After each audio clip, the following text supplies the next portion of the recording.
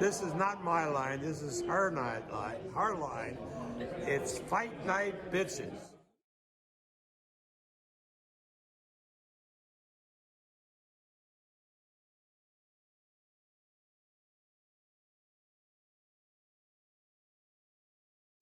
You know, I kept it a secret of who I was interviewing next. I kept saying, you know, he's polarizing, he's very controversial, he's talented, he's knowledgeable, he's smart. There's so many things. And what a lot of people don't realize that before you were this, I would say maybe a mad scientist or some guy in sports or the Adolf Hitler of sports at the time, you were a musician. Wait, any? I didn't graduate. I dropped out to go play music. So I went the 68, 69, and 69, 70 school years, and I was on the track team both years and got my Letterman's jacket. But then I got an opportunity to move to Los Angeles. The whole time I was in college, I played 6 nights a week in a nightclub, was carrying a full load in school, and then I'd compete on the weekends at track meets. So I've been making $145 a night for 5 sets a night, 6 nights a week. And right toward the end of that school year, I got a call from a friend who offered me a job down in Los Angeles, making $500 for 2 nights. And I decided, do I want to be a musician, or am I gonna, I knew that I wasn't gonna go very far, much farther as an athlete. You know, but I made the decision that I would take that chance. I packed up all my stuff right before the end of the year, went to the office and got all incompletes and moved to Los Angeles and lived in a rat-infested basement for 6 months and joined a group. And sure enough, 6 months later, we signed a recording contract with Epic Records, which is a division of Columbia. It's the same label as Michael Jackson. So 1971, you moved to Los Angeles. And you started your journey as a musician, as a badass bass player. So you just mentioned right now that you did get signed. It's a huge contract. I mean, you're what, 21 years old? 20. 20. Okay. You signed with a band. You get signed to Epic Records, big label, it's still big label. 20 years old, you're chasing this dream. You know, it's when all those transplants come back or come to Hollywood because to chase their stars, you did it. You signed with Pure Food and Drug Act Band. Why that name, first of all? I'm really curious. The drummer of the band, his name was Paul Lagos. He was really a jazz drummer. Yeah. And he was on the board of directors of the local 47 musicians union there, which is the largest in the world. And he's actually the one that talked Ray Brown, the world famous Ray Brown, who for 20 years was voted the #1 jazz bass player in the world, got him to give me lessons for 2 or 3 years there in the early 1970s. Wow. So he created a lot of opportunities for me. He had to drive out on a dirt road to get to his house, and another musician, Randy Resnick, that now lives in Paris, France, and I lived in this rat-infested basement. He had a huge record collection, and all we did was play music and practice. And I studied with another bass player, Ray Siegel, who was the head of the bass department of the Los Angeles Philharmonic, and Ray Brown, who's an absolute icon. He played with Dizzy Gillespie and Charlie Parker, Bird. He was the manager of Quincy Jones. He was the leader of the Merv Griffin Show band. I mean, he was a very big name and a very famous bass player, and it was a tremendous opportunity for me to become one of his students. Do you play by ear? Do you play by, can you read notes? Are you that talented? I can read music. I studied, when I first started, it was reading music on guitar. And then I switched to bass when I was 15. Okay. And of course, at that time, I was all about James Brown. Everyone was about James Brown. Cold Sweat and all these other hits. Papa got a brand new bag, and all these.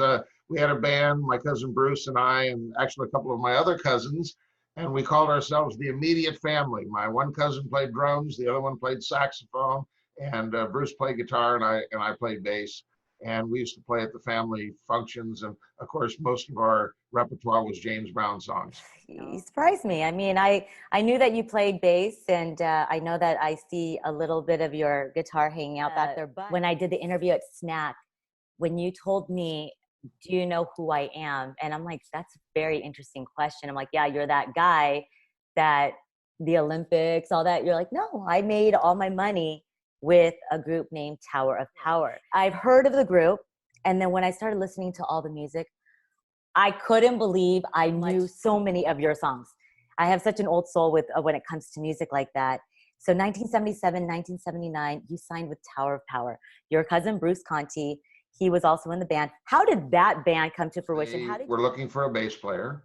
And with the Pure Food and Drug Act, we'd actually played a gig together as the opening act for Tower of Power in Omaha, Nebraska. And so they had heard me play and they knew who I was. And when they started auditioning bass players, each day I was living with Bruce at the time up here in the Bay Area, and that guy didn't work out, the next guy didn't work out. These were all very famous bass players. Paul Jackson from Herbie Hancock's band and many others came, and they got to, they'd been through 8 bass players. They didn't like any of them thus far. And finally, C.T. Chester Thompson, who after he left the Tower of Power, he played with Santana for 25 years. But he said, I don't care. They had indicated Ronnie Beck at the time had a brother named Donnie Beck that played bass. And they had told him, we don't want any family members because they stick together when they make decisions and therefore they can't do that. So because they wouldn't allow his brother Donnie to come and audition, they said they weren't going to allow me to come because I had the same last name as you and my cousin Bruce Conte, that I couldn't come. So I had learned 8 or 9 songs. And so we played one song. You learned 8 or 9 songs? And how long? Well, because I knew I was going to get the gig once they let me play. Yeah, that's okay. So I played this song called Can't You See? And then the leader of the band, Emilio Castillo, who I still talk to now, he takes snack products, Robitussin and ZMA and so on. He came in the middle of the second song, which was a famous Tower of Power song called What Is Hip?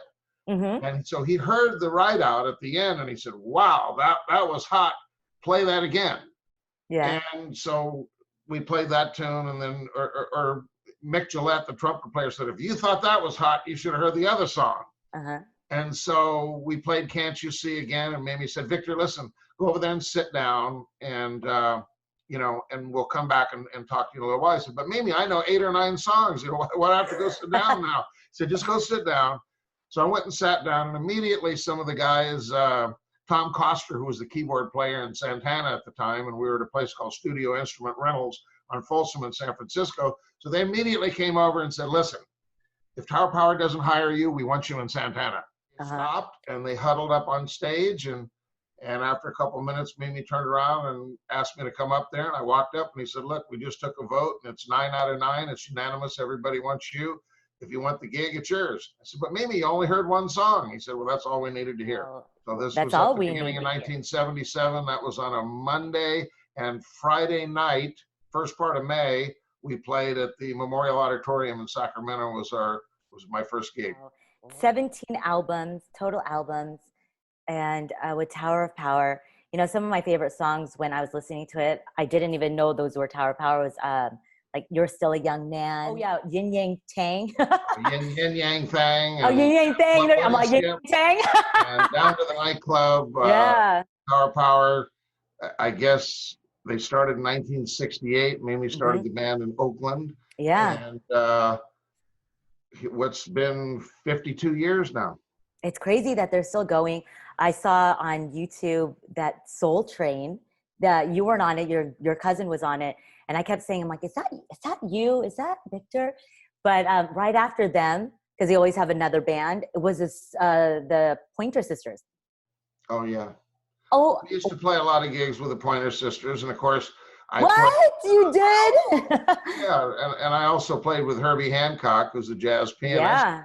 And after I left Herbie, there was actually, or maybe it was before I joined Herbie.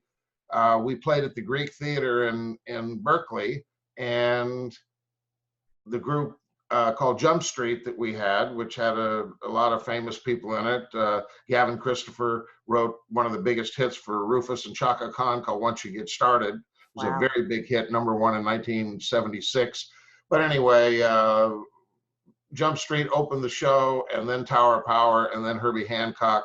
and Joel Selvin, the writer for the San Francisco Chronicle at the time, the music writer, said that he thought the most musical moments of the day belonged to Jump Street. So this was, and of course now when I look back, I played in all three of those groups. That's amazing. That's incredible. I mean, people don't know this about you. And the Monster Band, Herbie Hancock's Monster Band. I can't even read my own handwriting. Talk about what it was like to play with Herbie Hancock. You're young. You see him on TV. You listen to his music. And then the fact that you're sharing the stage with him. I saw the photos with Herbie, and then you're standing off to the side, and then we're... Sheila yes, Sheila E. She's in the background. Now, Sheila went on, of course, after that. She played with Prince. Yes. And Lionel Richie and George Benson and Diana Ross. I mean, she when after Prince passed away and they did the tribute, she actually sang all the songs and led the band. So, yeah, I spent a year on the road traveling with Sheila. Wawa Watson was also in the band. He played with Michael Jackson, Don't Stop Till You Get Enough, and all that off-the-wall stuff that Michael Jackson did. He was a guitar player, and Gavin was the singer. My brother-in-law, Nate, he also played second keyboard in that group with Herbie Hancock. The drummer was Alphonse Mouzon, played with a group called Weather Report. They had the first ever gold album as a jazz group. So it was literally an all-star group and really great musicianship. When you're on tour with them, you're on the road, what do you guys talk about? I mean, what do you talk to Sheila E? What do you call her, Sheila? Or Sheila E? I mean, I would just stand out, you know, I would just ask every question about Prince. A lot of people don't realize that even when you're at the biggest level, you could be the Beatles or you could be the Rolling Stones. And the way they set up the gigs, they're about 150 to 200 miles apart. And so most of the time, you're on a bus. Yeah. Maybe it was called Consolidated Busing Line at the time. And these were $300,000 buses that had previously been owned by Howard Hughes that literally had gold-plated sinks in them. Wow. After a while, they have 9 bunks. And of course, there's 10 guys and somebody sleeping in the back. But a bus is a bus is a bus. And after a while, you start to get on each other's nerves, no matter what. So there's always tension, and, you know, it's like a family. You know, you have 2 and they get along part of the time and they fight part of the time. You have 3 at any given time, 2 of them are fighting. That's kind of the way it is in a big musical group. Do you have any roadie stories that you can say or no? We traveled with 18 people, 10 in the band and 8 in the crew. And we had a big 18-wheeler and a couple of big buses. And so it costs a lot of money to be on the road. So your life as a rock star, I mean, I would just say you were a rock star. Well, I joined the Musicians Union at 15 and I retired at 33. So over 18 years. 18 years. You have accomplished all your dreams. You are a young rock star, living every rock star's dream, playing the world, doing what you love to do. Why did you stop? Because I had 3 young girls. Oh, yes, that's right. You are a father of 3. It became very difficult to kiss them goodbye and say, well, I'm going on tour. We'll see you in 5 months. I mean, Tower Power used to play, you know, over 250 gigs a year, and I would be on the road and gone at least 10 months a year. Yeah. It's really hard, you know, when you've got kids and to try to raise them.